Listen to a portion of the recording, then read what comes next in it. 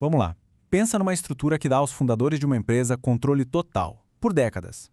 O que parece ser uma ótima ideia hoje para proteger a visão do negócio, será que vai funcionar daqui a 20, 30 anos? A gente vai mergulhar nesse universo para entender por que o que começa como uma bênção pode, com o tempo, se tornar um problema gigantesco.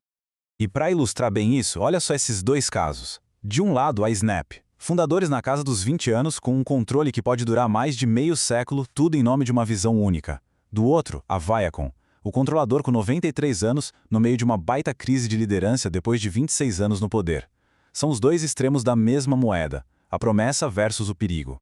Bom, e como a gente vai analisar isso? Primeiro vamos entender o que de fato é esse controle vitalício.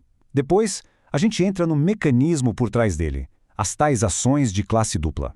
A seguir, o ponto central: como o tempo muda tudo. E por que esse poder todo continua existindo, mesmo quando já não faz mais sentido? Por fim, vamos ver qual é a solução proposta para esse dilema. Pois é, o contraste entre a empolgação da Snap e a confusão na Viacom já dá o tom da nossa conversa. Isso mostra perfeitamente a questão central sobre o tempo. Agora, vamos ver como esse controle é, na prática, construído. Existe uma ferramenta bem específica no mundo corporativo para isso.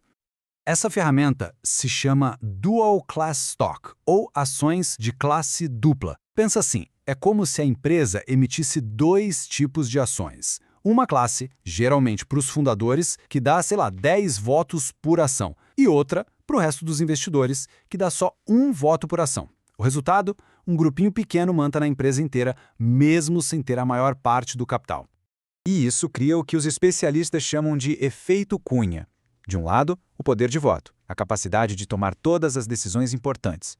Do outro, a participação econômica, ou seja, a fatia do bolo financeiro. Com as ações de classe dupla, os fundadores podem ter mais de 50% dos votos, mesmo tendo bem menos de 50% da empresa. Essa separação, essa cunha entre poder e dinheiro, é a raiz do problema. Então, quando uma empresa abre o capital, essa estrutura pode até parecer uma boa ideia, né? Proteger a visão do fundador e tal. Mas o argumento principal do estudo que estamos analisando é que o tempo é implacável. O que era uma vantagem no começo, sistematicamente se transforma num custo, num problema sério com o passar dos anos. E olha, nada ilustra melhor esse risco do que o caso do Sumner Redstone na Viacom. O texto aí na tela de um processo contra ele. Ele não conseguia mais falar, nem se alimentar sozinho, e ainda era o controlador de uma gigante da mídia. É um exemplo extremo, claro, mas mostra o que pode acontecer quando um líder visionário se torna incapaz, mas o poder dele continua intacto. A empresa fica à deriva. E o envelhecimento é só um dos problemas. Com o tempo, as habilidades do fundador, que eram geniais, podem ficar ultrapassadas. Tem também o famoso problema do herdeiro idiota, quando o controle passa para alguém da família que não tem o menor talento para o negócio. E à medida que o fundador vende suas ações, o incentivo dele fica cada vez menos alinhado com o dos outros investidores. E isso não é só teoria, não. Os dados mostram claramente esse padrão. Olha só essa tabela.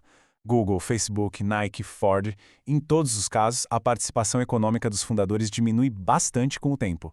O caso da Comcast é impressionante. A participação caiu de 42% para menos de 0,5%.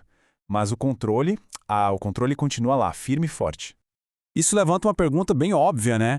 Se os custos e os riscos só aumentam com o passar do tempo, o que acontece com aqueles benefícios que justificaram todo esse poder lá no começo? Pois é, eles também se desgastam. Aquela visão genial do fundador pode desaparecer. A ideia de pensar a longo prazo, que era uma vantagem, vira um problema se o líder estiver tomando decisões ruins. E a capacidade dele de supervisionar a empresa também diminui. Ou seja, com o tempo, não só os custos aumentam, como os benefícios diminuem. A conta simplesmente para de fechar. O que nos leva a um ponto crucial. Se essas estruturas se tornam tão ruins com o tempo, por que elas continuam existindo? Por que não acabam com elas? A gente poderia pensar que a pessoa no controle, vendo que a empresa está sofrendo, teria todo o interesse em consertar as coisas. Mas será que é assim mesmo?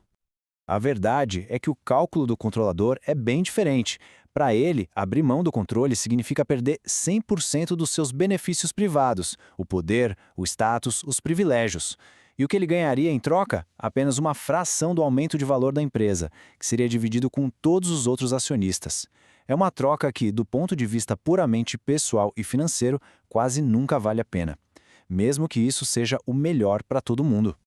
Então, se não dá para contar com a boa vontade do controlador para resolver o problema, qual é a saída? A solução proposta é algo que já vem de fábrica, embutido na estrutura da empresa desde o início. Essa solução tem nome. É a cláusula de sunset, ou cláusula de extinção. Basicamente, é uma data de validade para o poder especial do fundador. Depois de um certo tempo ou de um certo evento, a mágica acaba e todas as ações passam a ter o mesmo peso, um voto por ação. E existem diferentes tipos de sunsets. Alguns são ativados por um evento, como a morte ou a aposentadoria do fundador. O problema é que isso ainda pode levar umas boas décadas. Outros dependem da participação acionária, mas a mais recomendada é a cláusula com tempo fixo, tipo 10 ou 15 anos. Por quê? Porque ela força uma reavaliação, e se o fundador ainda estiver mandando bem, os acionistas podem simplesmente votar para estender o controle dele. É uma solução de mercado. Então, para a gente resumir, o ponto principal é que o tempo é a variável que ninguém costumava olhar. Com o passar dos anos, os custos do controle absoluto aumentam e os benefícios diminuem. E como os controladores não têm incentivo para mudar isso, o poder perpétuo se torna um problema difícil de justificar. As cláusulas de sunset com tempo fixo aparecem como a melhor solução, porque devolvem aos acionistas o poder de decidir se esse controle especial ainda faz sentido. E isso tudo nos deixa com uma reflexão final, uma provocação. No mundo que muda o tempo todo de forma tão rápida e imprevisível, faz algum sentido que o poder dentro de uma empresa seja algo gravado em pedra para sempre?